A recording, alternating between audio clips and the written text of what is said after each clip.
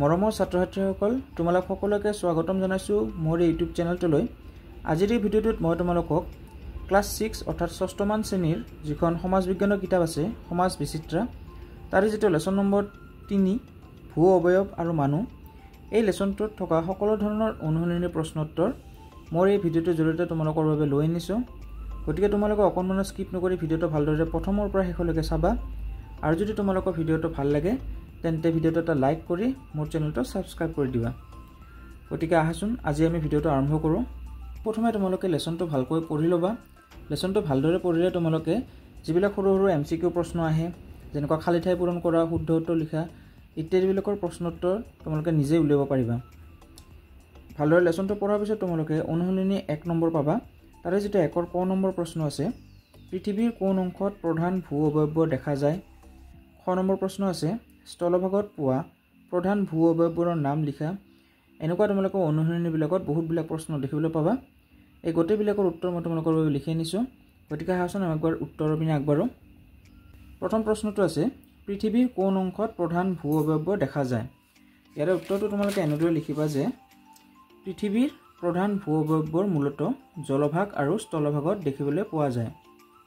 Next খ number প্ৰশ্ন আছে স্থলভাগত পোৱা প্ৰধান ভূ অবয়ৱবোৰৰ নাম লিখা। তাৰে উত্তৰটো তোমালোকে এনেদৰে লিখিবা স্থলভাগত পোৱা প্ৰধান ভূ অবয়ৱবোৰ হৈছে পৰ্বত পাহাৰ মালভূমি সমভূমি আৰু উপত্যকা।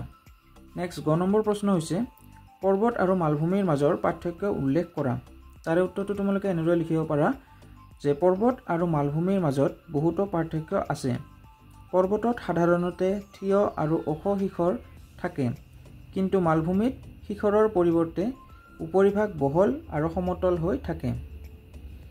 নেক্সট প্ৰশ্ন তোমালোকৰ খ নম্বৰ আছে সমভূমি কেনেকৈ গঠিত হয়। তাৰে উত্তৰটো তোমালোকে লিখিবা নৈ জান-জুৰি ইত্যাদিৰ বহুতি পানীসমূহে উচ্চভূমি অঞ্চলৰ পৰা শিল বালি মাটি আদি উটুৱাই নি নিম্নভূমিৰ অঞ্চলত জমা কৰে। বহু হাজাৰ বছৰ ধৰি চলি গৈ থকা এনে কাৰ্যৰ ফলত উচ্চভূমি অঞ্চলসমূহ ক্ষয়প্ৰাপ্ত হৈ সমভূমি অঞ্চলৰ সৃষ্টি হয়। নেক্সট 9 নম্বৰ প্ৰশ্ন আছে মালভূমি অঞ্চলৰ বৈশিষ্ট্য কি। তাৰ উত্তৰটো তোমালোকে পইণ্ট আকাৰে লিখিব পাৰা যেনেদৰে মই লিখি দিছোঁ। উত্তৰটো এনেদৰে লিখিব পাৰা যে 1 নম্বৰ পইণ্ট মালভূমিবোৰ খনিজ সম্পদেৰে ভৰপূৰ। 2 নম্বৰ পইণ্ট আগ্নেয়গিৰি উদগিৰণৰ ফলত ওলোৱা লাভাৰ দ্বাৰা মালভূমিৰ সৃষ্টি হয় আৰু ই কপাহ খেতিৰ বাবে উৎকৃষ্ট অঞ্চল। নেক্সট প্ৰথম 6 নম্বৰ প্ৰশ্ন আছে পাৰ্বত্য অঞ্চলৰ জনবসতি কিয় হেৰেঙা। হেৰেঙা মানে কম। তাৰ এনসাৰটো তোমালোকে এনেকৈ লিখিবা পৰ্বত পাহাৰ ইত্যাদিৰ দৰে উচ্চভূমি অঞ্চলসমূহ সাধাৰণতে শিলাময় আৰু থিয় ঠালযুক্ত হয়। এনেবোৰ ঠাই পৰম্পৰাগতভাৱে কৰা কৃষিকাৰ্য আৰু বাসস্থান নিৰ্মাণৰ বাবে সুবিধাজনক নহয়। সেয়েহে পাৰ্বত্য অঞ্চলত জনবসতি হেৰেঙা হয়। নেক্সট তোমালোকৰ 2 নম্বৰ প্ৰশ্ন আছে পৰ্বত পাহাৰে মানুহক কিদৰে সহায় কৰে বহলাই লিখা। ইয়াৰ উত্তৰটো এনেকৈ লিখিব পাৰা তোমালোকে যে পৰ্বত পাহাৰে মানুহক বিভিন্ন ধৰণেৰে সহায় কৰে। যেনে ক নম্বৰ পইণ্ট পৰ্বত পাহাৰসমূহত যথেষ্ট পৰিমাণে খনিজ পদাৰ্থ পোৱা যায় যিবোৰ মানুহে নানা কামত ব্যৱহাৰ কৰিব পাৰে। ক নম্বৰ পইণ্ট লিখিবা পৰ্বত পাহাৰসমূহৰ পৰা উৎপত্তি হোৱা নদীৰ পানীৰ পৰা জলবিদ্যুৎ শক্তি উৎপাদন কৰি মানুহে ব্যৱহাৰ কৰিব পাৰে। নম্বৰ পইণ্ট লিখিবা পাহাৰৰ এঢলীয়া ঠাইত মানুহে ঝুম খেতি কৰি বিভিন্ন খাদ্যশস্য উৎপাদন কৰিব পাৰে। নেক্সট খ নম্বৰ পইণ্টটো লিখিবা পৰ্বত পাহাৰত পোৱা মূল্যৱান উদ্ভিদ ঔষধি গুণ থকা উদ্ভিদ ইত্যাদি আহৰণৰ দ্বাৰা মানুহে দৈনন্দিন জীৱন যাপন কৰিব পাৰে। নেক্সট 3 নম্বৰ প্ৰশ্ন আছে অনুশীলনী 1ত নদী পাহাৰ আদি ভূ অবয়ব দেখুৱাই এখন ছবি আঁকা। তোমালোকে লেসনটোৰ একদম প্ৰথমৰ পিনে চালে ভালকৈ চালে দেখা পাবা যে লেসনটোৰ আৰম্ভণিতে এটা ধুনীয়া ছবি আছে প্ৰাকৃতিক দৃশ্য টাইপৰ। সেই ছবিটো তোমালোকে যদি ভালদৰে আঁকাৰ প্ৰেক্টিছ কৰা তেনেহ'লে এইটো ছবি তোমালোকৰ সেইটো প্ৰশ্নৰ উত্তৰ একদম খাপ খোৱাকৈ হৈ যাব। কাৰণ তোমালোকে ভালদৰে চালে দেখিবলৈ পাবা যে এই ছবিটোত পৃথিৱীৰ যিবিলাক ভূ অবয়ব আছে যেনেকুৱা সাগৰ বৰদ্বীপ নদী উপত্যকা হিমবাহ পৰ্বত পাহাৰ সমভূমি হ্ৰদ মালভূমি ইত্যাদি সকলো ধৰণৰ ভূ অবয়ৱবিলাকৰ ছবি ভালদৰে দিয়া আছে। চেষ্টা কৰিবা। নেক্সট অনুশীলনী 2ত আছে 1 নম্বৰ প্ৰশ্নৰ ক নম্বৰ যেটো প্ৰশ্ন 1 নম্বৰ পইণ্টৰ জলমণ্ডল কাক বোলে। খ নম্বৰ প্ৰশ্ন আছে পৃথিৱীৰ গভীৰতম অংশৰ নাম কি। গ নম্বৰ সম্পূৰ্ণকৈ মহাদেশৰ মাজত অৱস্থিত এখন সাগৰৰ নাম লিখা। এই সকলোবিলাক উত্তৰ মই তোমালোকৰ বাবে লিখি আনিছো। আহাচোন এবাৰ আমি চাই লওঁ। অনুশীলনী 2ৰ 1ৰ ক নম্বৰ প্ৰশ্ন আছিল জলমণ্ডল কাক বোলে। তাৰে উত্তৰটো তোমালোকে লিখিবা নদ নদী হ্ৰদ সাগৰ মহাসাগৰ ইত্যাদি সকলো জলভাগৰ সমষ্টিকে জলমণ্ডল বুলি কোৱা হয়। তাৰ পিছত তোমালোকে খ নম্বৰ প্ৰশ্নটো আছে পৃথিৱীৰ গভীৰতম অংশৰ নাম কি। ইয়াৰে উত্তৰটো তোমালোকে লিখিবা যে পৃথিৱীৰ গভীৰতম অংশৰ নাম হ'ল মেৰিয়ানা খাত। গ নম্বৰ প্ৰশ্ন আছে সম্পূৰ্ণকৈ মহাদেশৰ মাজত অৱস্থিত এখন সাগৰৰ নাম লিখা। তাৰে উত্তৰটো তোমালোকে এনেদৰে লিখিব পাৰা সম্পূৰ্ণকৈ মহাদেশৰ মাজত অৱস্থিত এখন সাগৰৰ নাম হৈছে কাস্পিয়ান সাগৰ। নেক্সট খ নম্বৰ প্ৰশ্ন আছে নদীৰ উৎস বুলিলে কি বুজা।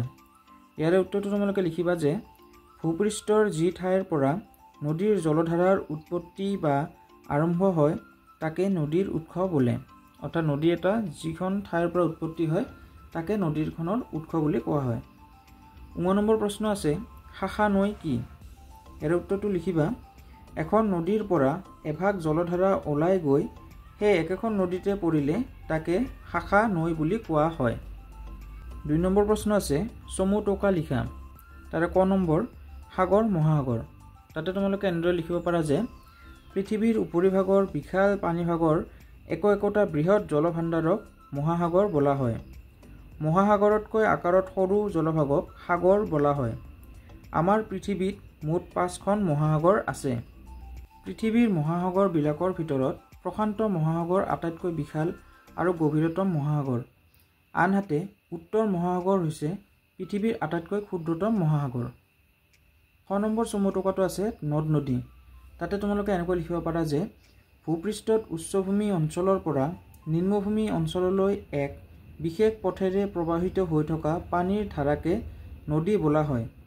সাধাৰণতে বৰষুণ হিমবাহ আৰু বৰফ গলা পানী আৰু ভূগৰ্ভৰ পৰা নিগৰি অহা পানীয়ে নদ নদীৰ সৃষ্টি কৰে। পৃথিৱীৰ উচ্চভূমি অঞ্চলবোৰ যেনে পৰ্বত পাহাৰ মালভূমি ইত্যাদিয়ে হৈছে নদীৰ উৎস। কোনো এটা নদীলৈ যিমান ঠাইৰ পৰা পানী বৈ আহে সেই গোটেইখিনি ঠাইকে নদীৰ অৱবাহিকা বোলে। নম্বৰ চমু টোকাটো আছে সিক্তভূমি বা আৰ্দ্ৰভূমি।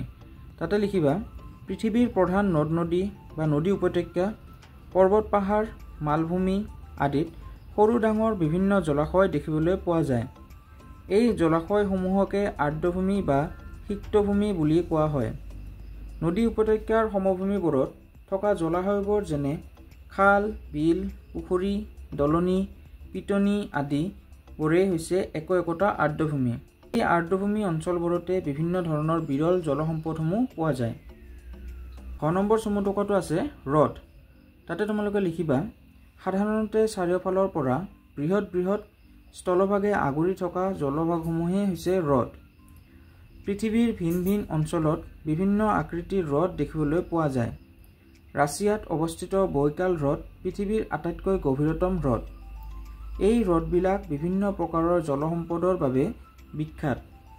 আকাৰত ডাঙৰ হোৱা হ্ৰদবিলাকক সাগৰ বোলা হয়। নেক্সট 3 নম্বৰ প্ৰশ্ন আছে মানুহৰ ওপৰত ভূ অৱয়ৱৰ প্ৰভাৱ বৰ্ণনা কৰা। অৰ্থাৎ আমি লেচনটোত যিবিলাক ভূ অৱয়ৱ পালোঁ পৰ্বত পাহাৰ মালভূমি সমভূমি নদী উপত্যকা ইত্যাদি এইবিলাকৰ মানুহৰ জীৱনৰ ওপৰত কি প্ৰভাৱ পৰে তাৰ বিষয়ে তোমালোকক লিখিব দিছে।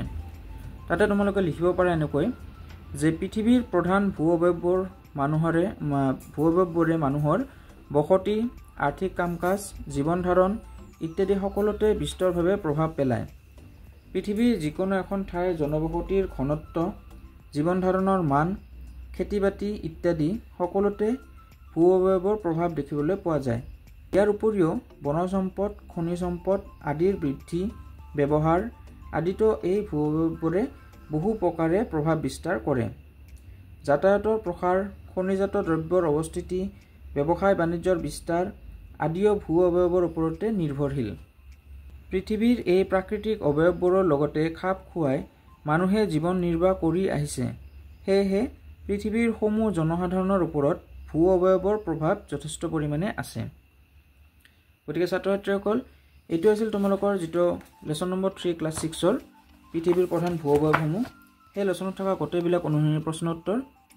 আশা কৰোঁ তোমালোকৰ ভিডিঅ'টো ভাল লাগিছে। যদি ভিডিঅ'টো ভাল লাগিছে মোৰ চেনেলটো লাইক এটা কৰি সাবস্ক্ৰাইব কৰি দিবা।